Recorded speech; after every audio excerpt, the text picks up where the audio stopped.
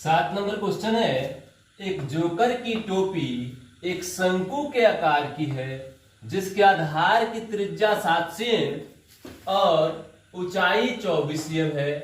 इसी प्रकार की 10 टोपियां बनाने के लिए आवश्यक गत्ते का क्षेत्रफल ज्ञात कीजिए। अर्थात जोकर की जो टोपी है उसके आधार की त्रिज्या 7 सेम है और इसकी ऊंचाई जो है 24 सेम है, और हमें इस प्रकार की 10 टोपियों को बनाने के लिए आवश्यक गत्ते का क्षेत्रफल ज्ञात करना है। तो हमें पहले शंकु का सी से ज्ञात करना होगा कि एक टोपी के लिए आवश्यक गत्ते का क्षेत्रफल क्या है। उसके बाद उसे 10 से गुना करके हम लोग 10 टोपी के लिए आवश्यक गत्ते का क्षेत्रफल बता सकते हैं। आइए देखते हैं कैसे हल करते हैं इसे हम लोग। दिया है कि आधार की त्रिज्या अर्थात r बराबर 7 cm तथा h बराबर 24 cm और इसकी ऊंचाई जो है 24 cm है, और हमें शंक्वाकार टोपी बनाने के लिए आवश्यक गत्ते का क्षेत्रफल ज्ञात करना है। तो टोपी बनाने के लिए आवश्यक गत्ते का क्षेत्रफल जो होगा सो इस शंकु के CSA के बराबर होगा, अर्थात कर्व्ड सरफेस एरिया यानी वक्र पृष्ठीय क्षेत्रफल के बराबर होगा। तो शंकु का CSA पाई RL होता है। तो हमें पाई का मान तो पता है, R जानते हैं, दिया गया है कि R 7 सेम है, L हमें पता नहीं है, अर्थात तिर्यक ऊंचाई पता नहीं है। जब तक तिर्यक ऊंचाई पता नहीं लग जाएगा तब तक हम इस शंकु के लिए आवश्यक गत्ते का क्षेत्रफल नहीं बता सकते हैं। और हम जानते हैं कि शंकु की विमाएं अर्थात आधार की त्रिज्या, ऊंचाई और तिर्यक ऊंचाई में एक संबंध पाया जाता है कि L स्क्वायर बराबर H square plus R square होता है। अर्थात शंकु के तिर्यक ऊंचाई का वर्ग बराबर ऊंचाई का वर्ग जोड़ आधार के त्रिज्या का वर्ग। तो इस आधार पर हम लोग यहाँ L निकाल सकते हैं। स्क्वायर जब उधर भेज देंगे तो वह जाकर रूट बन जाएगा, यानी कि root under H square plus R square हो जाएगा।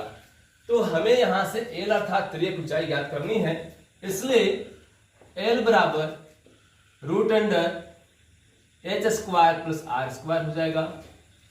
तो यहाँ H का मान 24 है, तो 24 का स्क्वायर कर देंगे हम लोग, और R का मान 7 है, यहाँ 7 का स्क्वायर कर देंगे।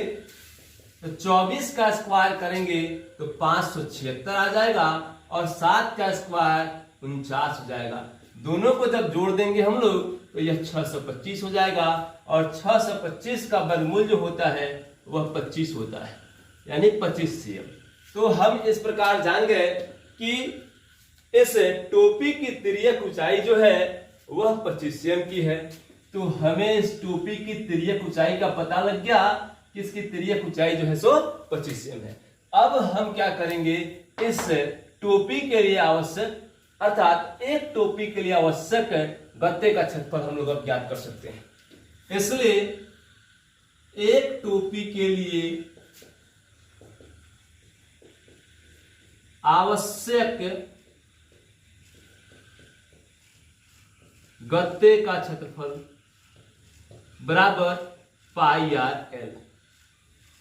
हम जानते हैं कि शंकु का CSA अर्थात वक्र पृष्ठीय क्षेत्रफल जो होता है वह पाई RL होता है, और टोपी बनाने के लिए हमें केवल वक्र पृष्ठ जानना ही जरूरी है, उसके लिए संपूर्ण पृष्ठ जानना जरूरी नहीं है, क्योंकि टोपी जो होता है सो नीचे से खुला होता है।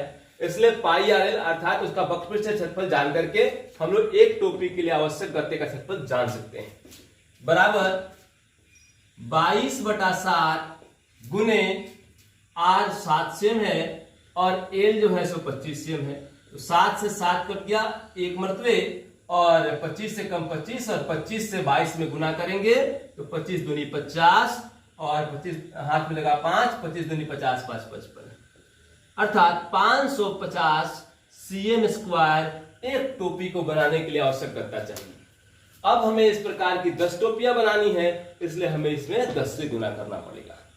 इसलिए 10 टोपियों को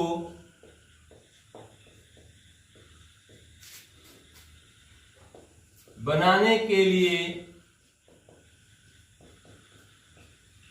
आवश्यक गत्ते का क्षेत्रफल बराबर